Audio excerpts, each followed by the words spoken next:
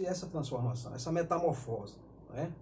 Só que essa transformação, ela ocorre através, não é, da pessoa de Cristo, porque foi Ele quem morreu pela humanidade, pelos homens, né, para que o homem ele pudesse experimentar uma nova vida, uma nova estrutura de vida, né?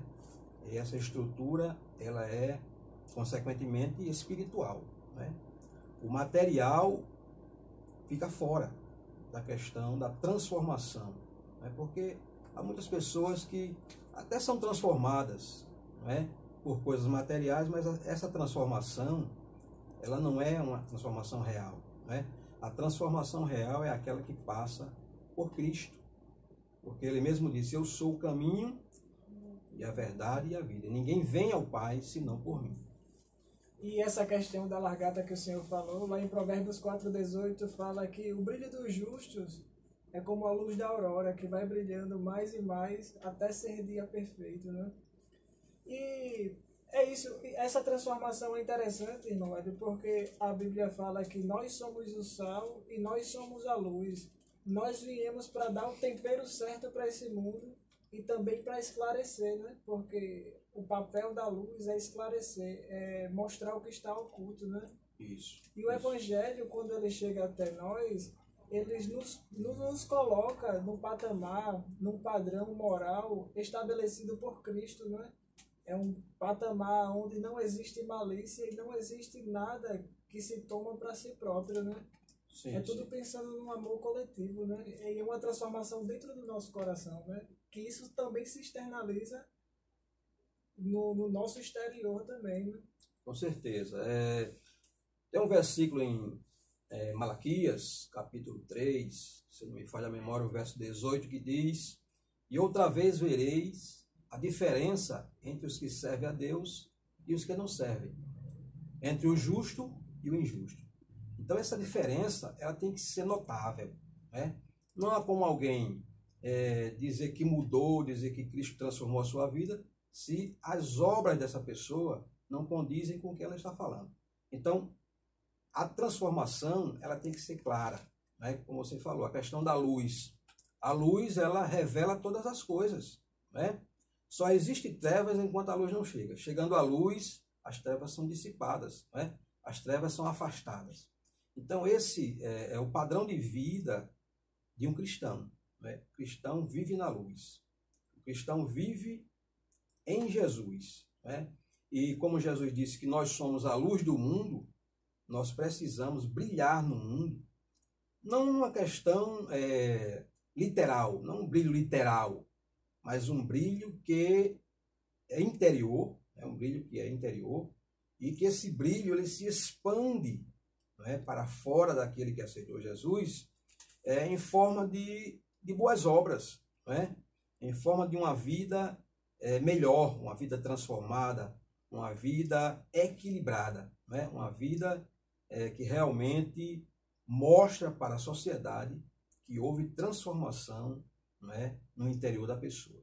Esse é o padrão do Evangelho de Jesus Cristo. Eu entendo assim, sabe, irmão Hélio, que essa luz, ela mostra como realmente a humanidade, o cristão, ele caminha para um tipo de homem, para um tipo de mulher, na qual a humanidade deveria ser no real propósito que Deus criou ela, né? Dá sentido ao amor, né? Dá sentido às virtudes. O cristianismo, ele dá sentido às coisas boas, às coisas que realmente importam para o homem, sem um valor de interesse, né? Sim. Quando nós lemos a Bíblia, né, principalmente o apóstolo Paulo, ele trouxe para a igreja a questão da salvação através da fé, né? Paulo deixou isso bem claro, né, para a igreja, através das cartas que ele escreveu, né? E uma das coisas que ele fala nas suas cartas é a questão do legalismo. O legalismo, o que é o legalismo? O legalismo é aquilo que o judeu acreditava, que somente através das obras da lei, somente através da lei, o homem poderia chegar a Deus. E Jesus Cristo ele veio para quebrar esse protocolo. Né? Ele quebrou essa maneira de se pensar na salvação. Né? Porque o legalismo é exatamente aquela questão que foi estabelecido entre os judeus, que somente através da lei o homem poderia ser salvo. Né? E Paulo veio contra essa forma de pensar. Né? Porque o homem não é salvo, jamais ele poderia ser salvo através da lei, porque a lei não poderia e nem pode justificar ninguém. Como está escrito aqui na carta de Paulo aos Gálatas, no capítulo 2, no verso 16, que diz assim: sabendo que o homem não é justificado pelas obras da lei, mas pela fé em Jesus Cristo. Temos também crido em Jesus Cristo para sermos justificados pela fé de Cristo e não pelas obras da lei. Porquanto, pelas obras da lei, nenhuma carne será justificada. Né? Paulo escrevendo aqui aos Gálatas, ele traz esse esclarecimento, não é, que a lei em si não pode justificar. Não porque a lei seja imperfeita, certo? Mas porque o homem não conseguiu alcançar essa justificação pela lei. Não é? Ele não conseguiu porque o homem falhou. Não é a lei que é falha, mas o homem falhou na tentativa dessa justificação pela lei. Por isso que Deus estabeleceu um segundo plano, né? Que agora é o que nós estamos vivendo. É o tempo da graça. Né? Na graça, sim, nós somos justificados não por obras, mas pela fé, através da fé em Cristo Jesus.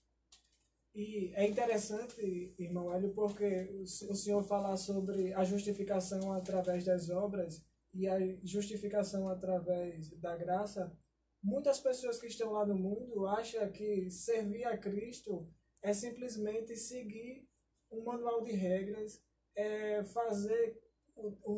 ter um certo padrão de comportamento, mas quando nós conhecemos a Cristo de verdade, que nós fazemos parte do corpo de Cristo, estamos naquele ambiente da igreja, a gente percebe que isso é o segundo plano. Isso é uma consequência da transformação que acontece no nosso coração.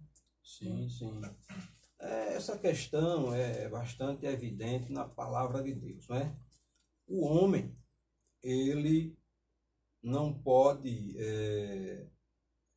dizer que é um salvo se ele não experimentar dentro da sua vida, dentro da sua família, dentro da sociedade em que ele está, se ele não experimentar essa verdadeira transformação. Né? Tem que haver transformação, uma transformação verdadeira. Há muitas pessoas que, na verdade, entram, né? Vamos dizer assim, entram no evangelho, entram no meio cristão, mas não experimentam uma verdadeira transformação, porque essa transformação ela requer compromisso, né? Um compromisso sério, né? Porque servir a Deus não é algo que seja tido como uma brincadeira, né? Ou como um passatempo. O homem precisa ser servo de Deus e demonstrar isso para as pessoas na sociedade em que ele vive. Né? Ele tem que brilhar, na verdade. Né? Ele tem que ser uma pessoa diferente das demais. Porque se não for assim, não há transformação. Foi por esse motivo que Jesus ele acusou, na verdade, os fariseus, né? Fariseus e escribas. Ele acusou essas duas categorias de religiões que eram na época de Cristo. Ele acusou esse povo de hipocrisia. Por quê? Porque eles eram conhecedores da lei, eles tinham um conhecimento profundo da lei, porém, através das suas obras, eles negavam esse conhecimento. Eles negavam que tinham Deus na sua vida, né? Porque eles diziam uma coisa, realmente praticava, melhor, realmente ensinava a lei de uma forma até profunda, porém, eles não cumpriam a lei. Foi por isso que Jesus censurou. Em Mateus capítulo 23, nós encontramos. Jesus diz assim, numa das partes dos versículos, ele diz assim, fariseu hipócrita, limpa primeiro o interior do copo, para que isso seja visto exteriormente. Né? Então, a transformação do evangelho, ela vem de dentro. ela vem de uma alma realmente que recebeu a mensagem do Evangelho, né? Então, sem essa transformação, o homem, ele não pode dizer que tem Deus na sua vida. Tem que haver uma mudança para melhor. Até porque o cumprimento da lei é o cumprimento do amor, né? E a palavra do Senhor fala que a lei, ela não foi, o homem não foi feito para a lei, mas sim a lei foi feita para o homem, né? Sim, sim. E quando a Bíblia traz nesse aspecto, ela fala que se o homem vive para a lei, não é um auto-infringimento de tortura, mas sim trazer para si a melhor forma de se viver nesse mundo, a forma também de sentir prazer, a forma de se sentir bem, a forma de ter uma família com amor, que foi para isso que Cristo fez os homens, né? Quando fez o seu plano no jardim. Sim, sim. O plano de Deus, na sua criação do homem, ele tinha o melhor projeto para o homem, né? O projeto de Deus para o homem era o melhor possível, era algo extraordinário, né? Há até alguns estudiosos da Bíblia que afirmam que Deus criou o homem para viver eternamente, né? Só que o pecado, quando entrou na vida do homem, isso foi descaracterizado, né? Essa promessa de Deus, ela deixou de ser cumprida na vida do homem por causa do pecado, né? Quando o pecado entrou na vida do homem, entrou no mundo, consequentemente ele trouxe muitas desvantagens para o homem, né?